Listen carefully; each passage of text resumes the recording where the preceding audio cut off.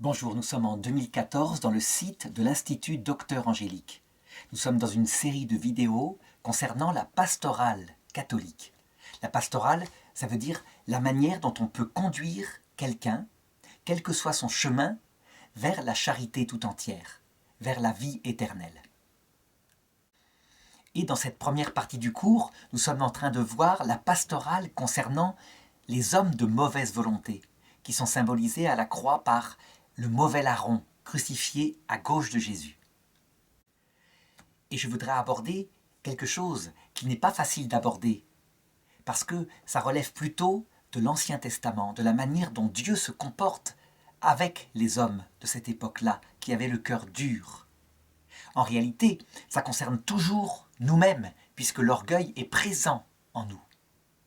Il s'agit de la pastorale de la justice immanente.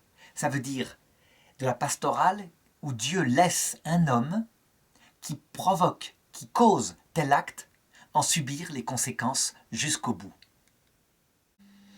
Alors, il faut bien se rendre compte que de parler de justice immanente, ça veut dire d'une cause dont on peut prévoir qu'elle produira tel effet et dont on laisse la personne aller jusqu'au bout, ça peut choquer l'orgueilleux.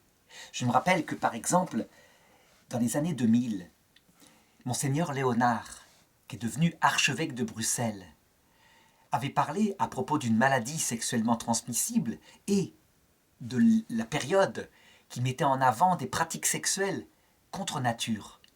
Il avait parlé d'une certaine justice immanente. Ça veut dire qu'on récolte dans sa chair les conséquences des actes qu'on pose.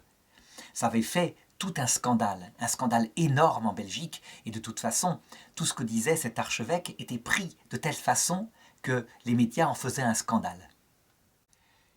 Pourtant, l'archevêque n'avait soulevé que quelque chose qui fait partie explicitement du Nouveau Testament. Saint Paul en parle en regardant le comportement des hommes qui aiment des causes dont il sait à l'avance, et eux parfois le nient, qu'elles vont produire des effets qu'ils n'aimeront pas. Par exemple, dans l'Épître aux Romains, chapitre 1, verset 27, il dit « Pareillement, on a vu des hommes qui, délaissant la façon naturelle de pratiquer l'acte sexuel avec la femme, ont brûlé de désir les uns pour les autres, perpétrant l'infamie d'homme à homme et recevant en leur personne l'inévitable salaire de leur égarement. » On peut penser qu'à l'époque de saint Paul, il visait aussi des maladies sexuellement transmissibles qui pouvaient gâcher la vie de quelqu'un parce que, évidemment, il avait fait quelque chose qui transmet naturellement la maladie. En 2014, alors que je fais cette vidéo, la polémique vient d'être relancée à propos de ce qu'on pourrait appeler une conséquence immanente de certaines pratiques. Au niveau du don du sang, il est vrai que les prisonniers, les toxicomanes, mais aussi les homosexuels masculins, uniquement masculins, ne sont pas acceptés. Et donc, par rapport à la non-acceptation des homosexuels masculins, et pourquoi accepterait-on les lesbiennes? Eh bien, des campagnes périodiquement reprennent pour dire « le don du sang doit être pris aussi chez les homosexuels masculins ». C'est une intolérable discrimination. Le problème, c'est que de la part des médecins, il ne s'agissait pas du tout d'une intolérable discrimination, mais simplement de leur métier, de la constatation du fait suivant. Sans doute à cause d'une pratique particulière chez les homosexuels masculins, le taux de contamination du sida, mais des MST aussi, était gigantesque, énormément plus grand que dans la population classique. Et chez les prisonniers, même chose, sans doute à cause des échanges de seringues, de la toxicomanie, mais aussi parfois des viols qu'il y a en prison. Les médecins refusèrent donc, en disant « Dans les années où il y eut des contaminations par les MST, à cause du sang qu'on allait récolter dans les prisons et dans les milieux homosexuels, ça a été source d'un énorme scandale. Et on reprendrait les choses maintenant, alors qu'on est face aux mêmes causes qui produisent les mêmes effets. » Eh bien, c'est ça qu'on pourrait appeler les conséquences immanentes d'un acte. Là, je parle évidemment des conséquences sur la santé. Mais ce que je veux viser dans cette vidéo, c'est bien plus largement. Il y a un proverbe, que je ne sais plus à qui on l'attribue, qui dit ceci. Dieu se rit des personnes qui chérissent les causes dont il déplore les effets. Ça veut dire qu'en fait, lorsqu'on analyse quelque chose, un comportement humain quel qu'il soit, on peut déduire normalement des effets qu'il produira. Et on peut prendre des exemples partout, des exemples anciens, donc qui ne seront pas polémiques, mais des exemples nouveaux, actuels, qui seront forcément polémiques, puisque la génération actuelle chérit parfois des causes dont elle refuse d'admettre les effets. Exemple ancien. Si on aime sa patrie, au point d'en faire, au-dessus de tout, une idole, au-dessus de toute chose, au-dessus des autres patries, au-dessus de la personne humaine elle-même, on peut déduire que cet amour, surtout s'il est accompagné d'un grand orgueil et des armes qui vont avec, conduira à la guerre. C'est ce qui s'est passé à partir de 1870, lorsque les pays européens, exaltés dans l'amour d'eux-mêmes, exaltés par les professeurs, les instituteurs, pensaient être supérieurs à toutes les nations du monde. Ça a abouti à la conquête du monde entier par l'Europe et ça a abouti à la Première Guerre mondiale. Prenons un exemple mitoyen dans les années 50. Si un pays exalte sa culture sur la haine du riche, la haine de celui qui possède quoi que ce soit, considéré comme un sous-homme, un non-humain, on peut considérer qu'un discours comme cela, logiquement, va produire la mise à mort de ceux qui possèdent.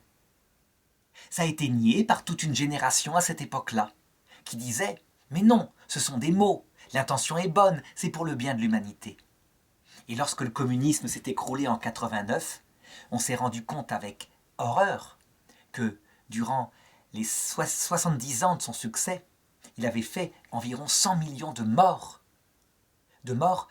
en comptant la Chine, la Russie, etc.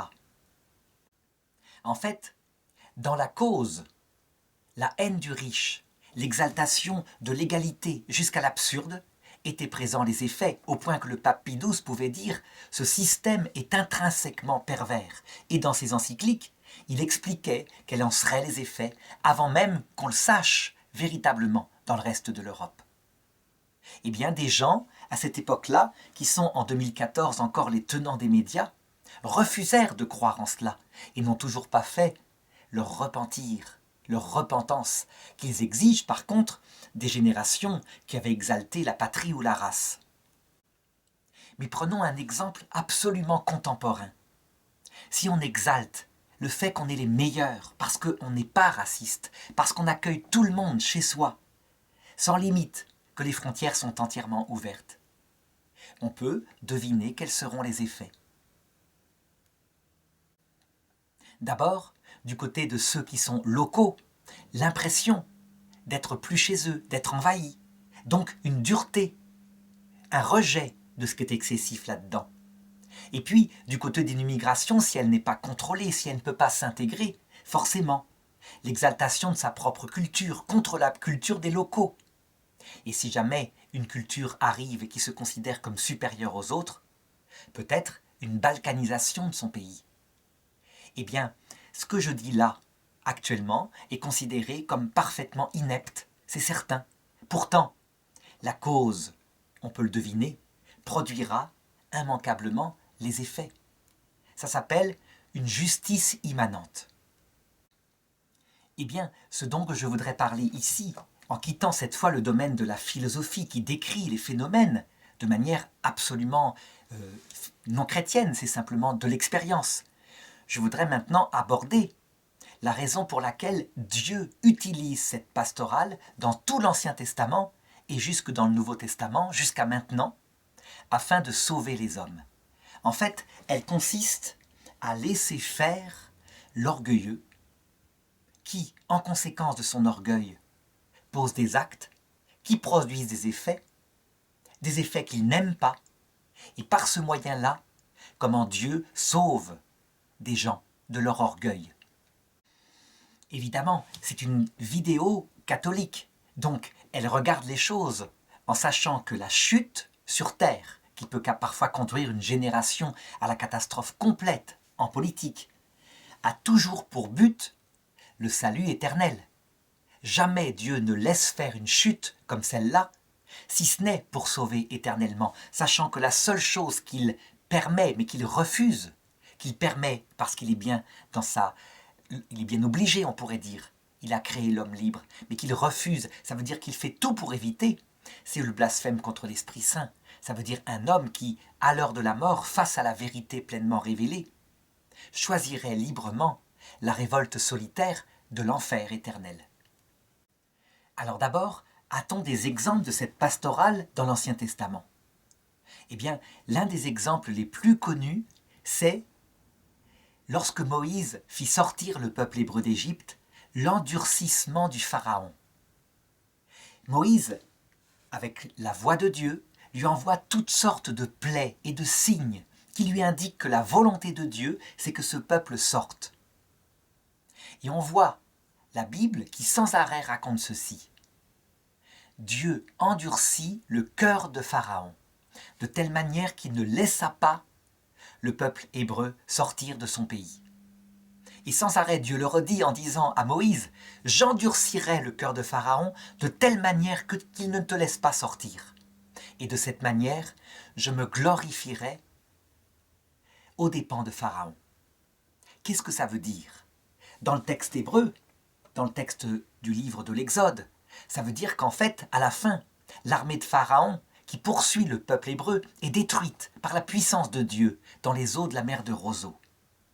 Et donc, la gloire, telle qu'on la lit, c'est une victoire et l'anéantissement d'ennemis, extérieurs et militaires. Comment comprendre ça? Maintenant qu'on a la révélation plénière en Jésus-Christ, eh bien, la même expression est utilisée à un autre endroit, dans l'Évangile selon saint Jean. Un jour, Jésus passe avec ses disciples devant un aveugle de naissance et les disciples lui demandent « Est-ce que c'est lui qui a péché ou est-ce que c'est son père ?»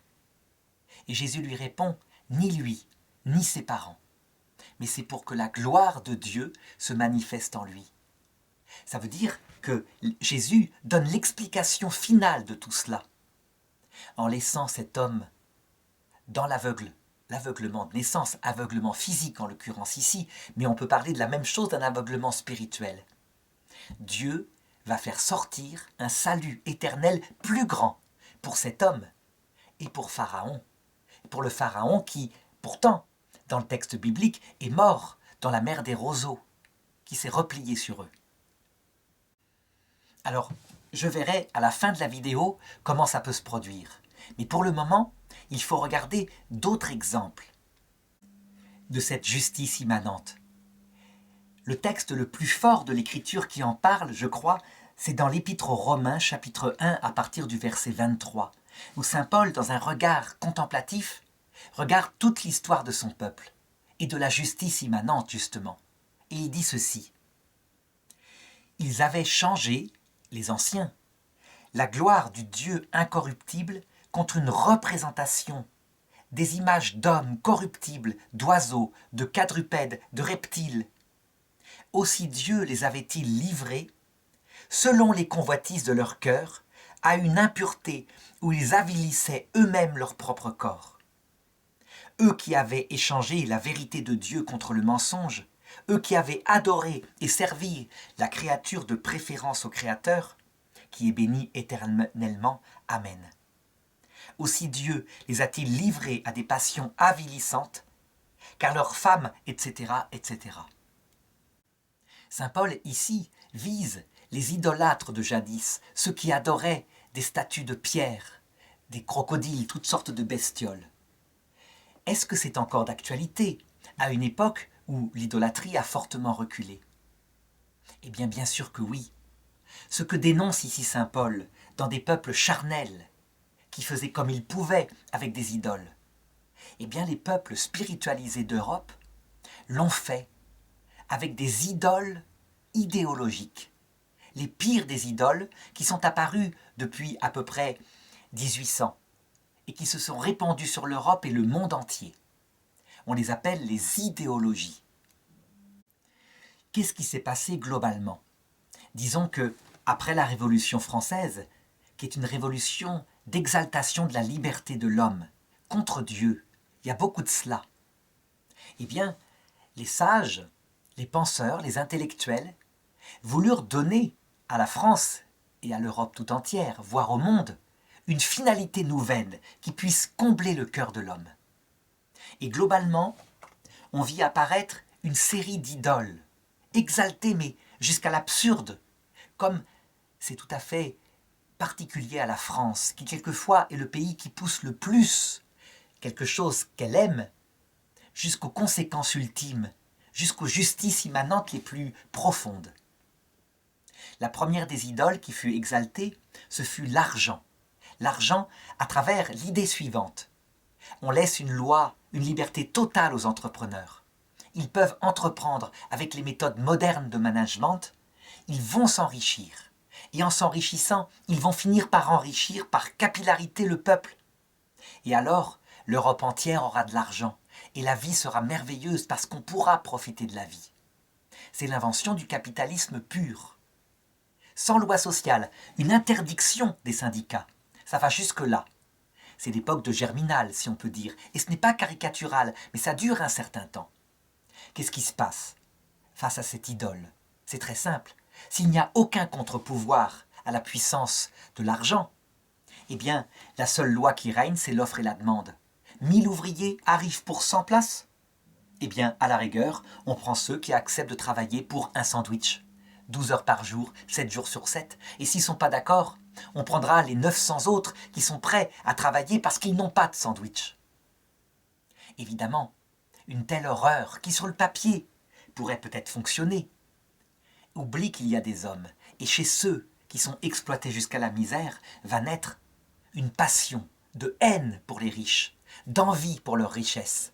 Une passion si violente et si fondée sur l'injustice qu'elle va donner une deuxième idéologie, elle aussi centrée sur l'argent, qu'on appelle le communisme.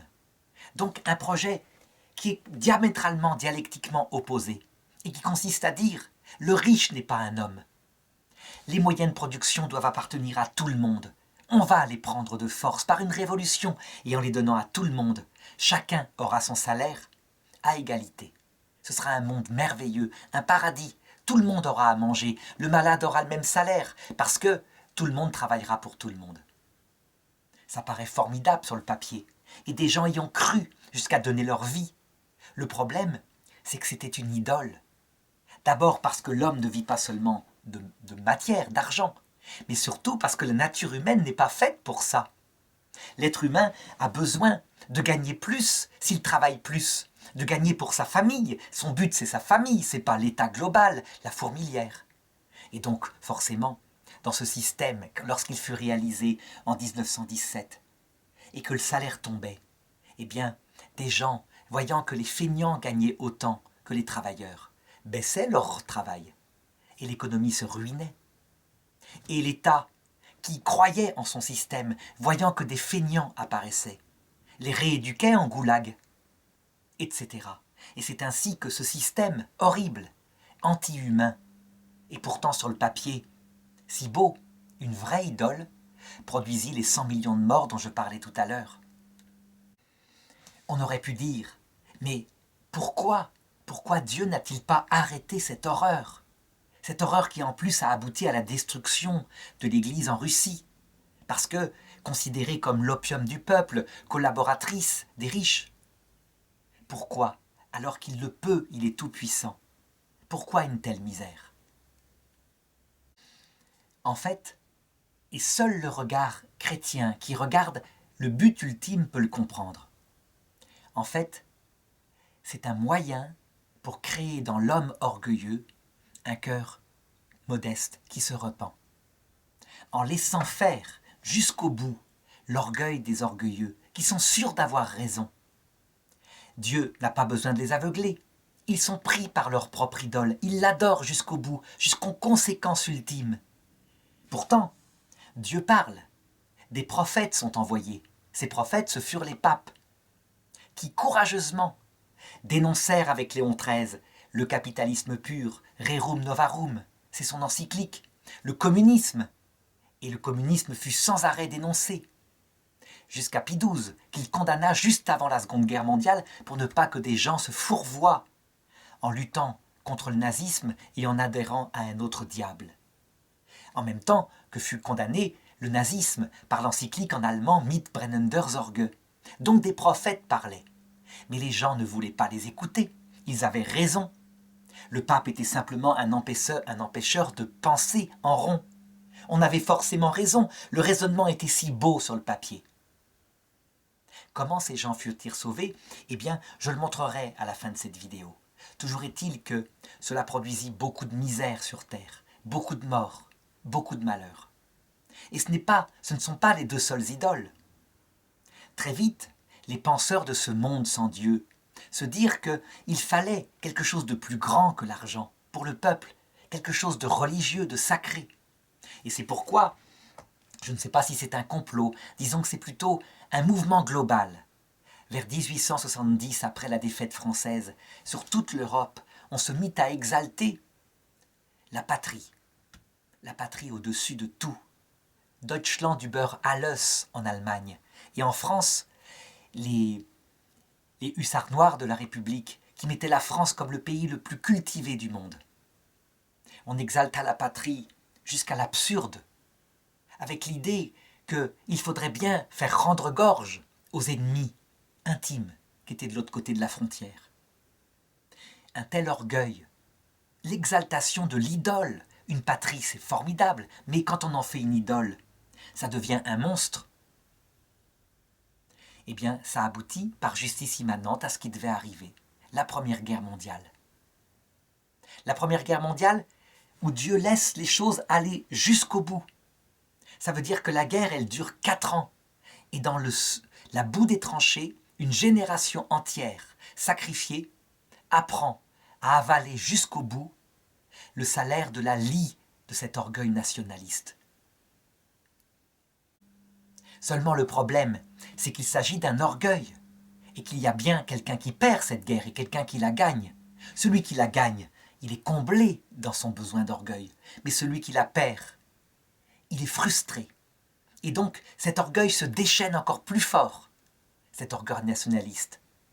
Et devant la pauvreté de l'Allemagne, dans les années avec la crise économique de 29, arrive au bon moment le leader charismatique qui cristallise les haines autour d'une folle théorie du complot, un complot juif. Et oui, il a des arguments, les banquiers sont souvent juifs. Il y a eu une crise économique.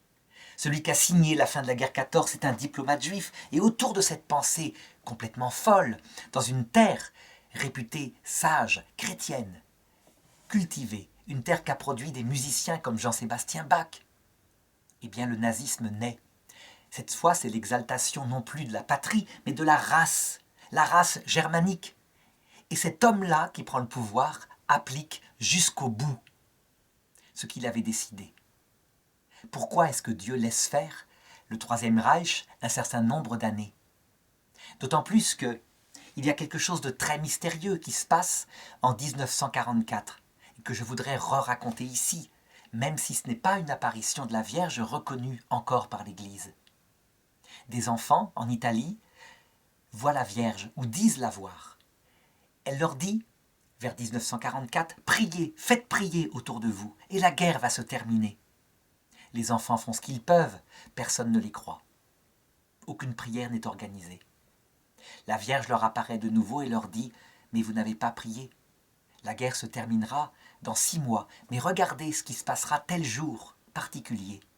Et vous verrez, vous comprendrez ce qui aurait pu être évité. » C'est le jour de l'attentat contre Adolf Hitler par le comte von Stauffenberg, qui est un homme catholique qui a compris que tout reposait sur la tête de cet homme, que si cet homme tombe, tout le nazisme tombe.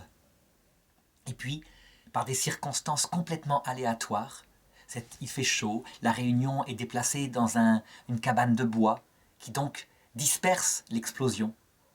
Stauffenberg n'a mis qu'une partie des explosifs, etc. Il sera parfaitement sauvé, Hitler, et il dira même « c'est une preuve de la protection de Dieu ». Il fera donc des millions de morts en plus. Question, pourquoi Dieu laisse-t-il faire cette justice immanente jusqu'au bout? Eh bien là, on peut avoir une première réponse tout de même qui s'établit. Ayant avalé jusqu'à la lie, la coupe de la guerre, conséquence immanente de l'orgueil nationaliste et de l'orgueil racial de l'Europe. L'Europe en est sortie brisée dans l'orgueil pour longtemps, très longtemps, ne croyant même plus en elle. Dans la génération suivante, celle qui est née en 1945, ça deviendra un tel problème que, dans un rejet violent des valeurs de leur père, ils prendront avec mai 68 les valeurs exactement inverses. Faire disparaître les nations, ne plus croire dans les races, qui n'existent plus d'ailleurs. Il n'y a pas de race du tout. Nier l'existence même de ce qui a provoqué à la génération précédente les horreurs qu'on a vues. Une telle réaction passionnelle, de type adolescente, dialectiquement opposée comme un balancier qui part dans l'autre sens, est évidemment non réfléchie.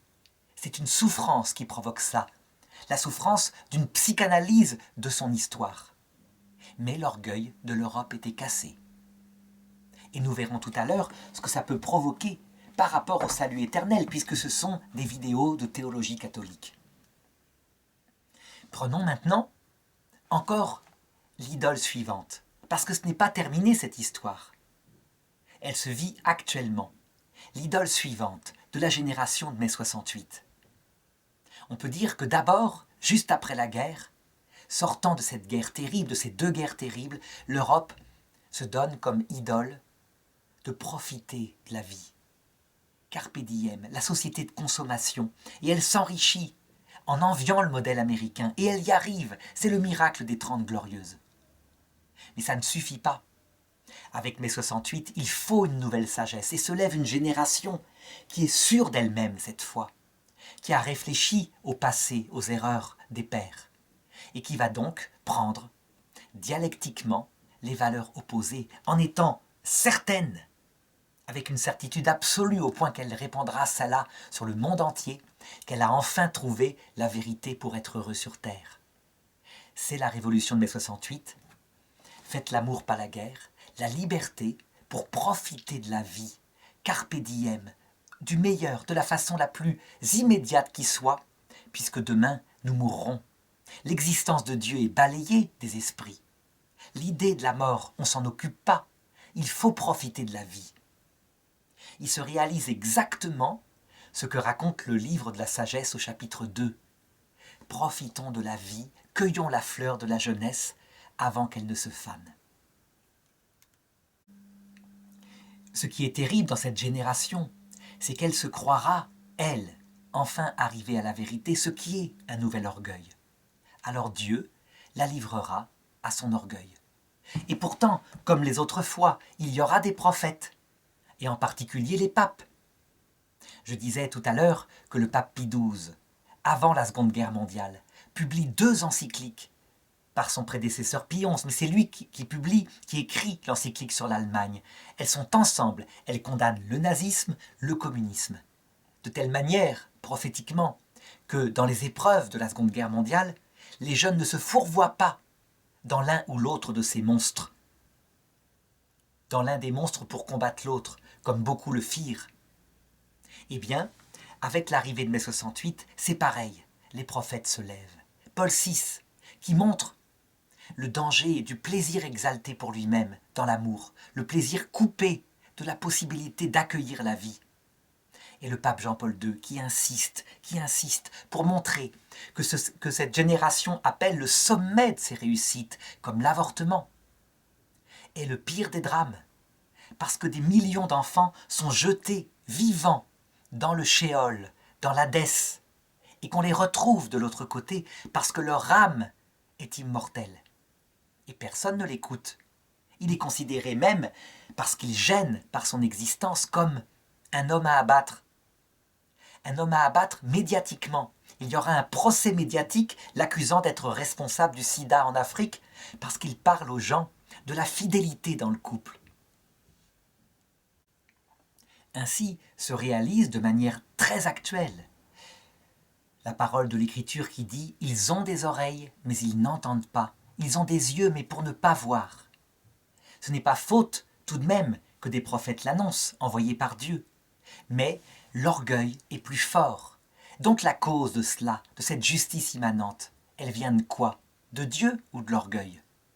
Je dirais des deux. D'abord de l'orgueil. C'est l'orgueil qui refuse de voir. Et qui refuse de voir jusqu'à l'absurde.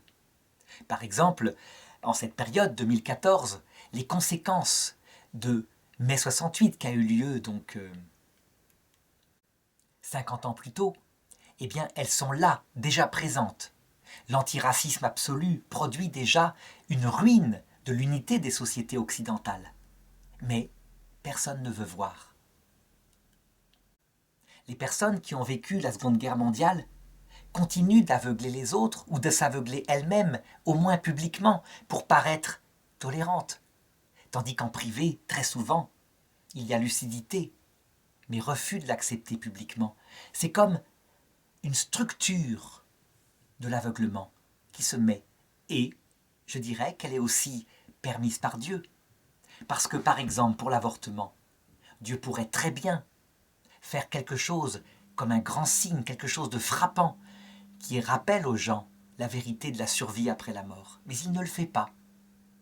Il laisse les choses aller jusqu'au bout. Évidemment, il faut comprendre que si Dieu laisse faire ça, c'est toujours parce qu'il fera sortir de cela un bien plus grand. Et donc, maintenant, il faut raconter comment. Et là, je passe véritablement en théologie chrétienne, puisque la justice immanente prise en elle-même est racontée dans l'Ancien Testament, mais sans son achèvement, qui est le plus grand salut. Et c'est dans le Nouveau Testament que les choses, au contraire, sont racontées. Prenons deux exemples. La génération de 14, puisque c'est réalisé, tous sont morts, et la génération des 68, puisque ce n'est pas réalisé. La génération de 14, 3 grands chocs lui ont appris à détester l'idole qu'elle avait adorée. Les tranchées de la guerre 14.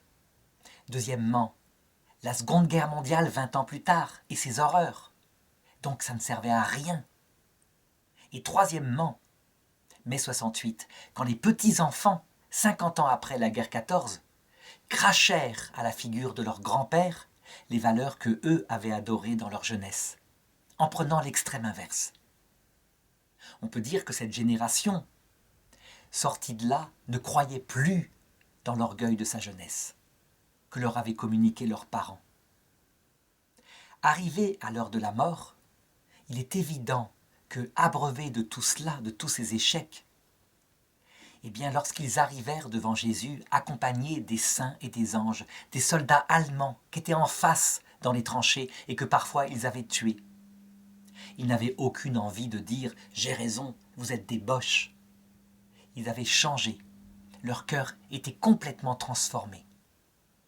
Et donc, ne connaissant pas forcément le Christ, lorsqu'ils le découvraient, qui ne les condamnait pas, qui les accueillait, qui montrait là où ils avaient péché, mais qui n'éteignait pas, comme le dit le prophète Isaïe, la mèche qui fume, qui ne parlait pas en criant, qui se faisait leur avocat, eh bien beaucoup évidemment se tournèrent vers lui et furent sauvés, dans le repentir.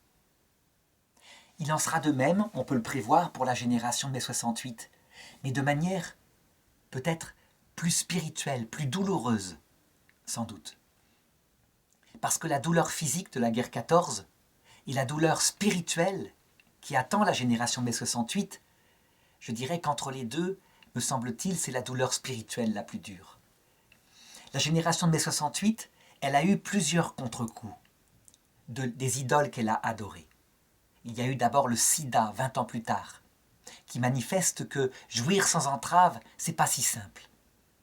Puis il y a eu les contre-coups d'une immigration qui ne s'intégrait pas, d'une guerre qui montait, et qui n'est pas encore achevée, qui n'est pas arrivée à son terme, comme si les valeurs de tolérance exaltées comme étant les seules, comme s'il ne devait pas y avoir aussi parfois de la sévérité, eh bien, comme si elles étaient vaincues par la réalité, une autre réalité qui ne soupçonnait pas. Mais la dernière épreuve qu'on peut s'attendre que cette génération vivra, et qu'elle vivra jusqu'à la lie, qu'elle devra boire jusqu'à la lie, c'est la vieillesse et la mort. C'est une génération qui a dit, y compris chez les prêtres, qui étaient issus de ce courant, le sujet de la vie après la mort, se préparer à la rencontre du Christ est parfaitement secondaire et inutile au christianisme. Et bien sûr, les prophètes, les papes, contestèrent cet avis qui construisait à construire sa vie sur terre, et celui qui n'a rien lorsqu'arrivent les jours qu'il n'aime pas, pour espérer de l'autre côté, eh bien il est seul face à la mort.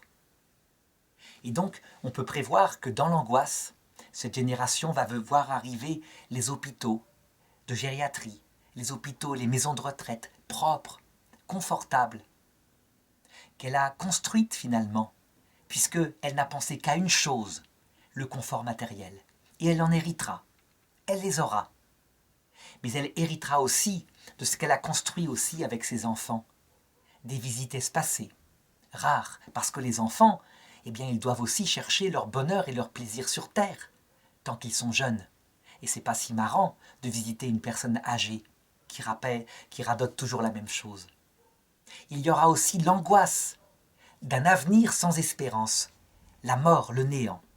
Si bien que le prévoyant, cette génération, partout dans les pays occidentaux, se vote des lois pour mourir dans la dignité, dit-elle. En fait, pour pouvoir éteindre le bouton lorsque les angoisses arrivent. C'est donc de grandes souffrances spirituelles qui arrivent. Et on pourrait dire, justice immanente, oui, certainement, que Dieu laisse faire jusqu'au bout, mais en vue de sauver.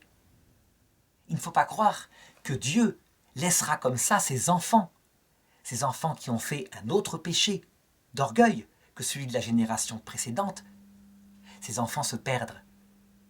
Il laissera jusqu'au bout et à l'heure de la mort, ces personnes auront la bonne surprise d'être accueillies par le Christ, accompagné des saints et des anges, qui, comme pour la génération de leur père, et accompagné des grands-parents qu'avaient fait la guerre 14, leur manifestera leur erreur, leur orgueil, mais sans les écraser, en proposant le pardon, en comprenant la réaction, qui a tout de même des excuses.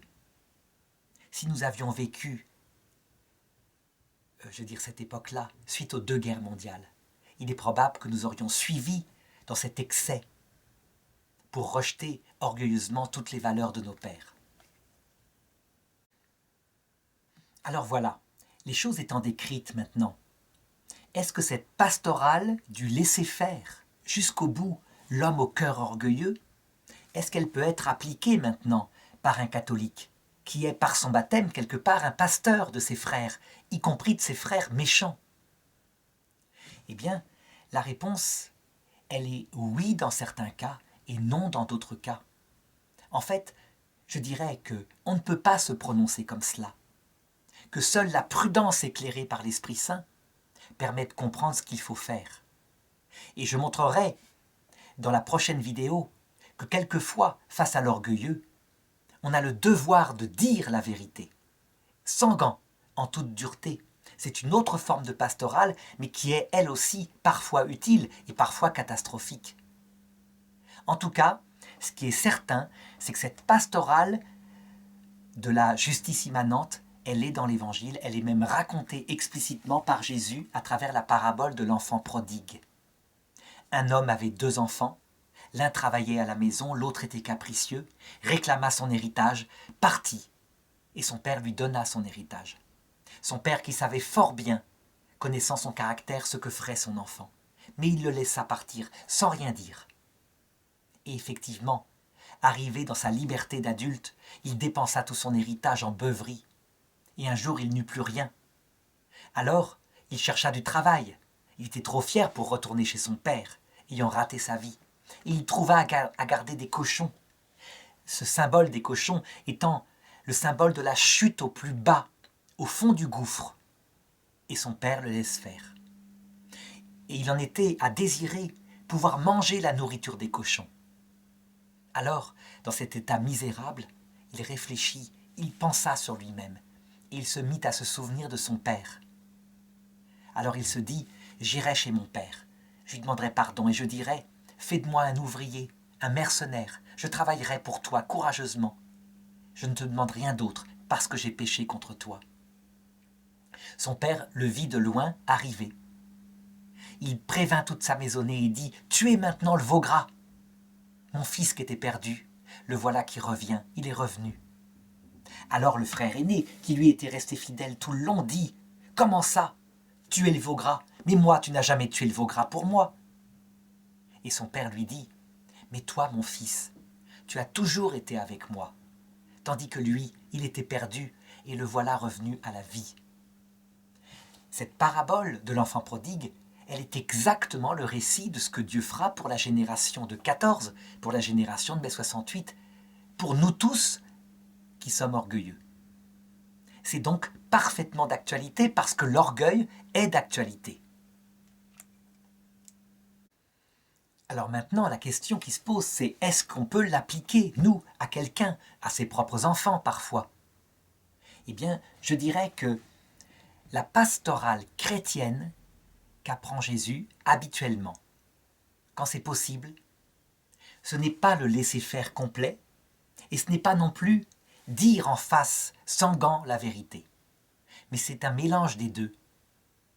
Ça veut dire que dans Jésus, ce qu'il caractérise, c'est l'alliance entre vérité et amour, systématiquement. Ça veut dire qu'en fait, il dit la vérité, il dit quel est le salut, quel est le bien pour obtenir le salut, et ensuite, quand c'est dit, il n'impose pas, il laisse faire l'autre, et si l'autre, ayant été prévenu, veut faire son acte, dans la mesure où tout de même ça ne nuit pas à autrui, il y a une limite, alors il laisse faire l'autre. D'ailleurs, ce mélange entre dire la vérité et laisser faire est déjà présent dans le Deutéronome, par exemple chapitre 18, verset 18.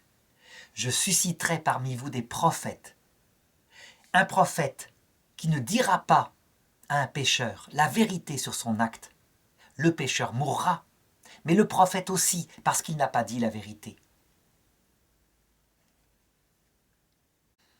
Alors ceci, c'est la théorie, et c'est ce qu'ont essayé d'appliquer les papes au XXe siècle, comme je l'ai dit, en condamnant systématiquement les idoles de ce siècle. Ils dirent, et après, n'ayant aucune force, ils laissèrent agir. Les Américains, lorsqu'ils furent le peuple, je dirais, qui avait la puissance d'action, l'Église ne l'avait plus au XXe siècle. Lorsqu'ils furent confrontés à l'horreur du communisme et qu'ils savaient ce que c'était exactement, dire aussi, mais agir, et agir parfois par des méthodes inhumaines. On connaît ce qui se passa pendant la guerre froide, la guerre du Vietnam par exemple, dans l'intention américaine. Ça consiste à dire que les communistes veulent s'emparer de l'Asie, et aussi à agir pour le bloquer, par la guerre, en bombardant les armées vietmines. Est-ce que c'est positif? Ben, ça se discute. Certains disent que oui, parce que tout de même, le communisme a cessé de se répandre dans cette région. Et d'autres disent que non, qu'il aurait mieux fallu livrer ces peuples au communisme, et de toute façon, ils en seraient sortis dégoûtés, tôt ou tard. C'est tout le dilemme, le mélange entre l'action et le simple fait de dire. On en est actuellement au même point, en 2014. L'islamisme, d'année en année, monte, le djihadisme violent. On sait que c'est une horreur qui détruira de l'intérieur l'honneur de l'islam. Faut-il le dire? Les papes hésitèrent un certain moment parce que le dire provoquait des massacres de chrétiens. Et puis, à partir d'un certain moment, le pape François se mit à parler clairement, en dénonçant le djihadisme, en se disant de toute façon ce sont des massacreurs, et en montrant que l'islam n'était pas cela. Parallèlement, les armées occidentales agirent, se mirent à bombarder les lieux où ils se répandaient, où ils conquéraient des terres en se disant « si on ne le fait pas, alors ils éduqueront les enfants là-dedans et on aura chez nous bientôt des attentats et la guerre civile ». C'est ce que fit François Hollande en empêchant une armée djihadiste de conquérir un pays d'Afrique noire alors qu'ils se dirigeaient en convoi dans le désert. Il les arrêta par les avions, par une décision immédiate et ferme. Et tout le monde lui en est reconnaissant. Toute la difficulté est là, au plan personnel. C'est la même chose. que faire par rapport à un enfant qui n'écoute pas? Parler et laisser agir, se taire et laisser agir, eh bien, je dirais que la pastorale, elle est très souple. Que l'idéal est de parler et de laisser agir, sauf si ça nuit à autrui, mais que quand on ne peut pas, eh bien, quelquefois, il faut laisser son enfant aller jusqu'au bout de son péché et en avaler les conséquences pour se relever ensuite. J'ai une petite histoire pastorale que m'a raconté un prêtre qui illustre cela et qui intervient ici comme il le faut. Un prêtre jésuite, professeur au séminaire d'Ars, disait « J'ai eu, dans ma jeunesse de prêtre, une dame que je suivais. J'étais son père spirituel. Cette dame, célibataire, entièrement consacrée à l'amour de Dieu, à l'amour du prochain, développait un orgueil rare, qu'il était impossible de lui montrer. Mais les conséquences, on les voyait. Ses jugements durs à l'emporte-pièce sur la génération nouvelle, de mai 68, justement. Ses condamnations absolues, sans chercher à trouver une petite excuse pour comprendre le comportement. Et lui n'y arrivait pas. Pourtant, il lui avait dit « Il me semble que vous vous durcissez, qu'il faudrait, je dirais, être plus miséricordieuse, plus patiente, etc. » Rien à faire. Alors il laissa faire. Il ne pouvait pas sans arrêt répéter les mêmes choses. De toute façon, elle ne l'aurait pas entendu, elle aurait changé de père spirituel. Et voilà ce qui se passa un jour. Étant une personne très fière, lorsqu'elle se mit à accumuler du manque de sommeil vers l'âge de 45-50 ans, peut-être parce qu'elle vieillissait, au lieu d'aller voir un médecin pour adoucir les choses, calmer sa tension, eh bien, elle résista. Et à un moment donné, ce qui devait arriver arriva, elle s'écroula brutalement dans une dépression nerveuse grave, accompagnée d'une tentative de suicide, ce qui montre ce qu'elle souffrit intérieurement, comme nuit de l'esprit. On la réveilla à l'hôpital, on lui mit une cure de sommeil. Lorsqu'elle revint dans sa maison et que son père spirituel la revit, elle n'était plus la même personne. Elle avait tellement souffert des conséquences immanentes de ses actes qu'elle était devenue modeste. Et du coup, dans cette souffrance, elle pouvait dire avec sainte Thérèse de l'Enfant Jésus « Maintenant je comprends ceux qui se tuent ».